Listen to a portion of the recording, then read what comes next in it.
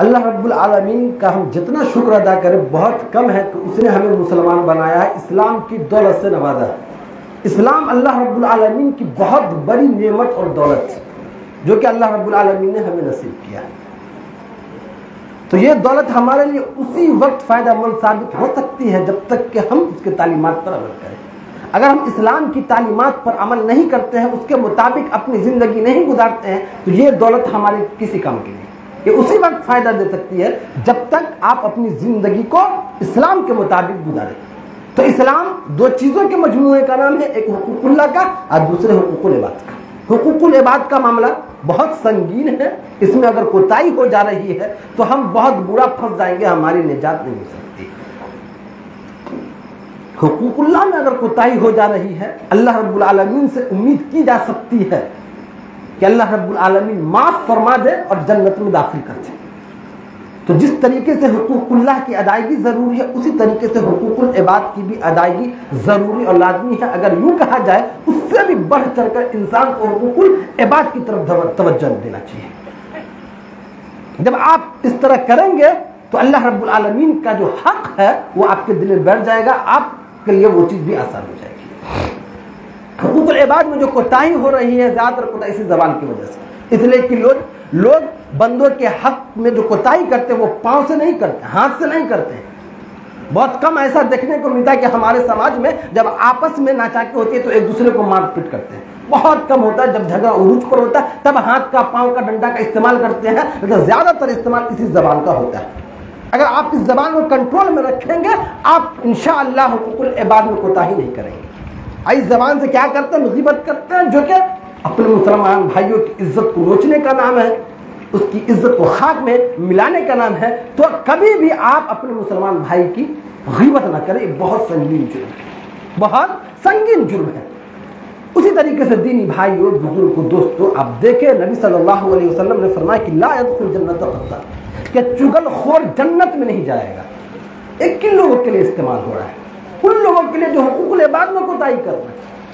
یہ اللہ کا تو حق نہیں ہے، بندوں کا حق ہے ایک بات کو یہاں سے وہاں پھیلانا فساد کی غرض ہے کہ ان دونوں کے درمیان ناچاکی ہو جائے، جھگڑا ہو جائے، یہ چگلی ہے۔ اگر آپ ایسا کرتے ہیں تو دو بھائیوں کے درمیان جھگڑا ہوتا ہے، دو بھائیوں کے درمیان جھگڑا ہوتا ہے، تو یہ تو بندوں کے حق میں آپ کوتاہی کر رہے ہیں۔ تو جس کے متعلق نبی صلی اللہ علیہ وسلم نے دو ٹوک الفاظ میں فرما دیا، لا يدخل جنت قتل، چگل خور جنت میں نہیں جائے گا۔ حقوق العباد میں کوتاہی ہو رہی ہے اور جنت میں داخلہ ممنوع ہو رہا ہے۔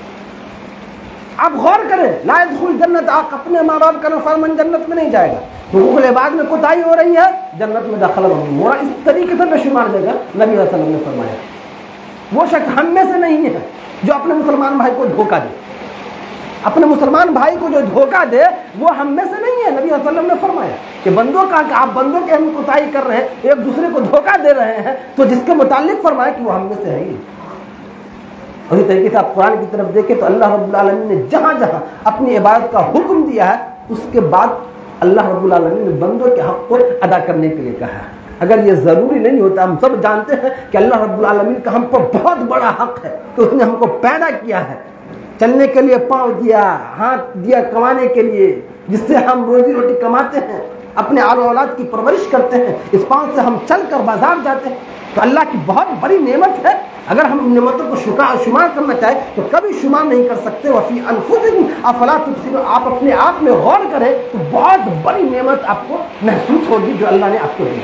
تو اللہ کا بہت بڑا حق ہے، اللہ کا بہت بڑا حق ہے۔ یہ ضروری تھا کہ اللہ رب العالمین اپنے حق کو قرآن میں بیان کرے۔ قرآن سے اللہ رب العالمین نے بیان کیا کہ وَاعْبُدُوا اللَّهَ، اللہ کا حق یہ ہے کہ تم اپنی پوری زندگی اللہ کے عبادت میں گزارو، اس کے ساتھ کسی کو شریک نہ کرو، یہ اللہ کا حق ہے۔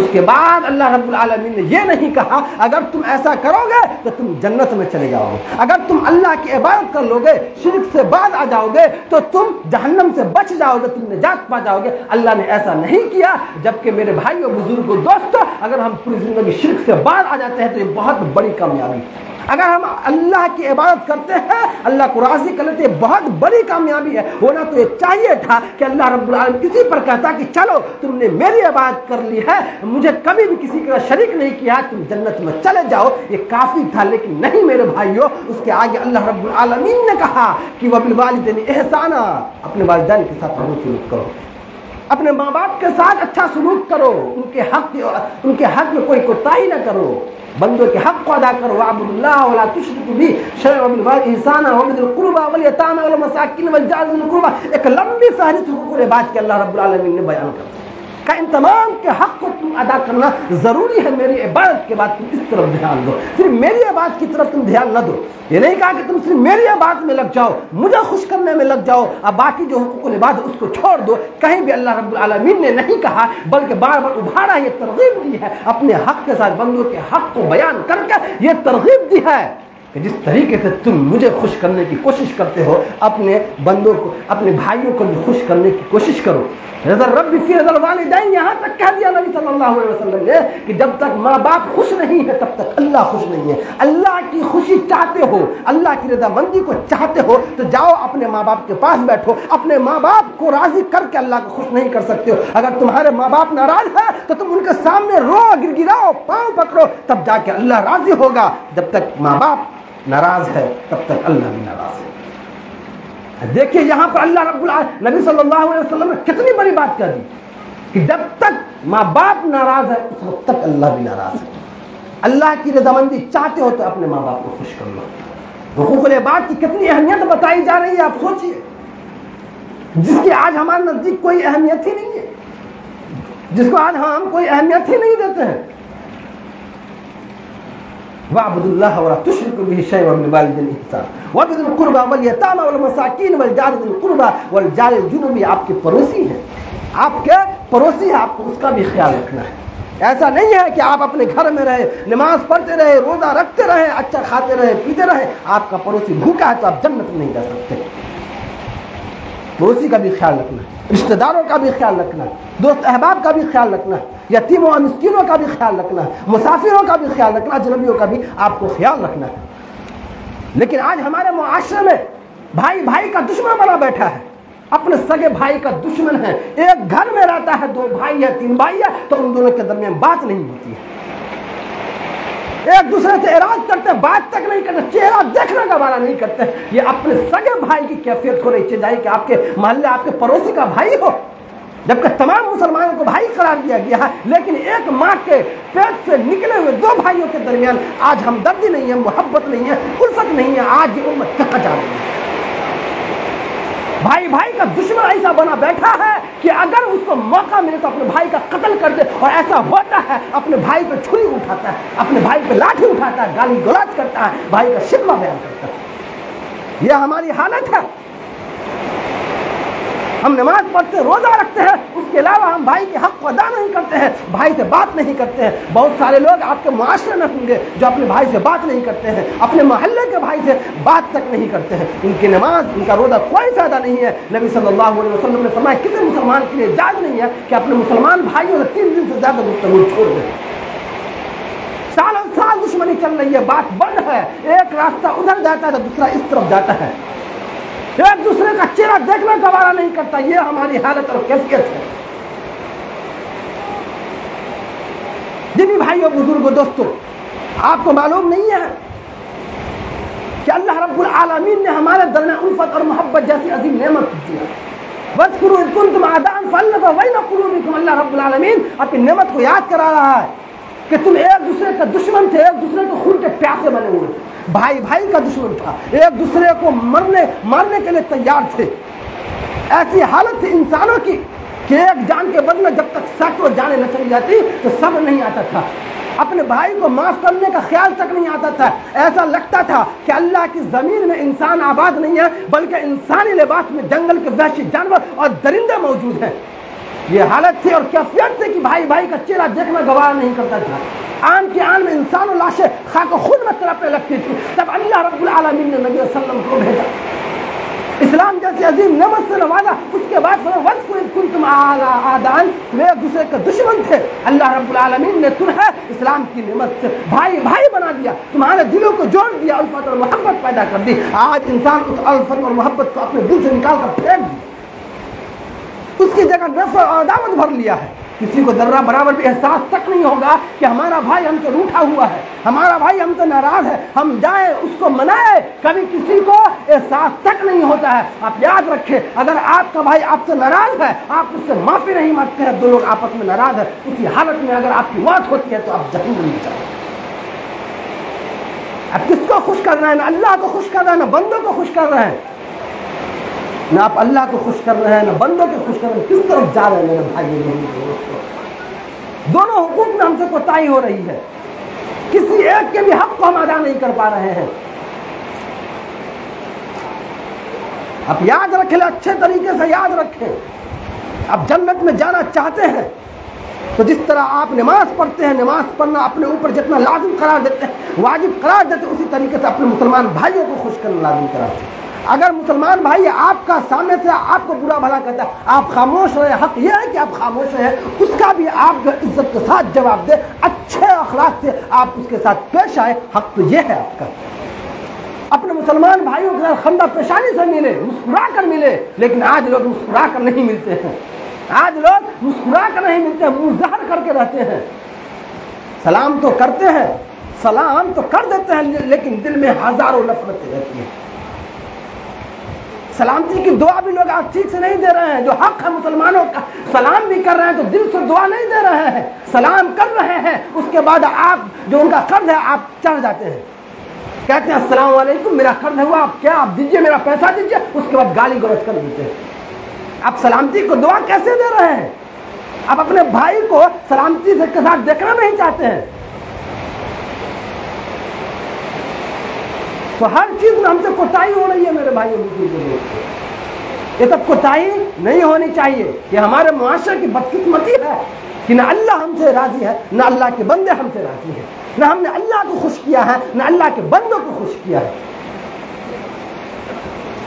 ہم سب لوگوں کی یہ خواہش ہوتی ہے کہ جنت میں جائیں، جنت میں جائیں، ہم تمام لوگوں کی خواہش ہے اور ہونی چاہیے۔ ایک مسلمان اپنی پوری زندگی جنت کو حاصل کرنے کے لیے گزارے، اپنی پوری زندگی یہ محنت کرے، کوشش کرے کہ ہمیں ہر حال میں جنت حاصل کرنا ہے، اس لیے کہ بہت بڑی کامیابی ہے، اس سے بڑی کامیابی نہیں ہے میرے بھائیوں بزرگوں دوستوں۔ فمن زحزح عن النار وادخل الجنة فقد فاز، جو شخص جہنم سے بچا لیا گیا، جنت میں داخل ہو گیا، وہ کامیاب ہو گیا۔ تو ہمیں کامیاب بننا ہے، آخرت کے لیے کامیاب بننا ہے، ہمیں دنیا میں کامیاب نہیں بننا ہے۔ جو دنیا میں کامیابی کا جو معیار ہے، ہمیں اس معیار کو بدلنا ہے، ہمیں آخرت میں کامیاب بننا ہے، جنت کو حاصل کرنا ہے۔ جنت کو حاصل کرنے کا طریقہ یہی ہے کہ آپ اللہ کے حق کو بھی ادا کریں، بندوں کے حق کو بھی ادا کریں، اللہ کے ساتھ اپنے تعلقات کو مضبوط کریں، اچھے کریں، بندوں کے ساتھ بھی اپنے تعلقات کو اچھے اور مضبوط کریں۔ اسی کے ساتھ میں اپنی بات کو ختم کرتا ہوں، اذان کا وقت ہو چکا ہے۔ اللہ رب العالمین سے ہم دعا کرتے ہیں کہ اللہ رب العالمین ہم تمام لوگوں کو کہنے سننے سے زیادہ اس پر عمل کرنے کی توفیق عطا فرمائے۔ اللہ رب العالمین ہم تمام لوگوں کے یہاں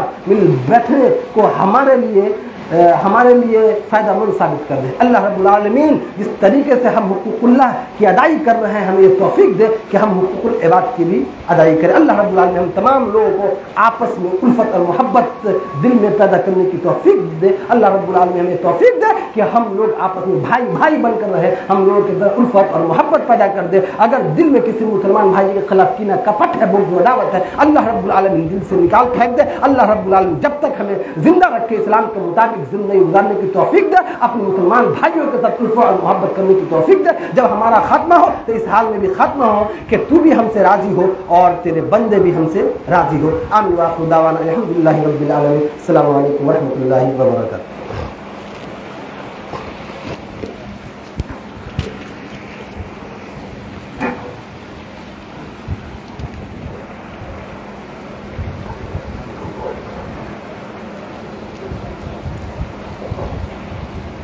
الحمدللہ ظاہری طور پر ہمارا پروگرام کامیاب ہوتا نظر آیا۔ الحمدللہ آپ لوگوں نے بھی بہت دل جمعی کے ساتھ آخر تک ہمارا ساتھ دیا۔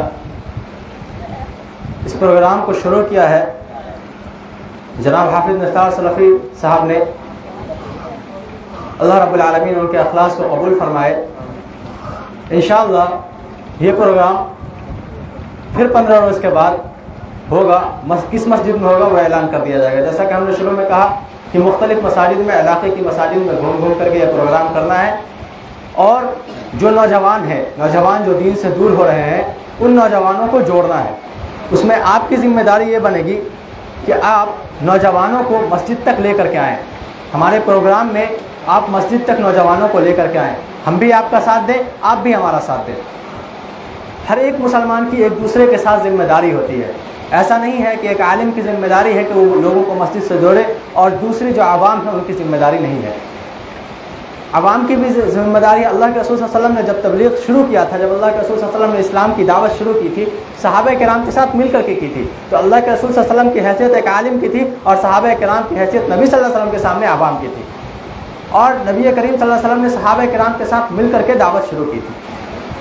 तो हर कोई एक दूसरे से मिल करके इस दावत को आगे बढ़ाए।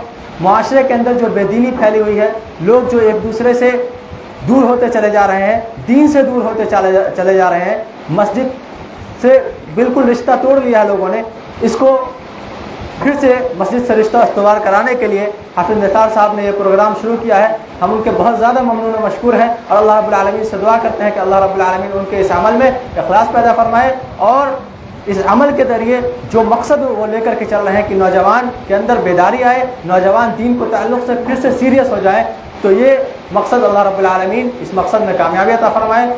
और आज के प्रोग्राम की कामयाबी ये होगी कि अभी अज़ान का वक्त हो चुका है, अभी अज़ान होगी।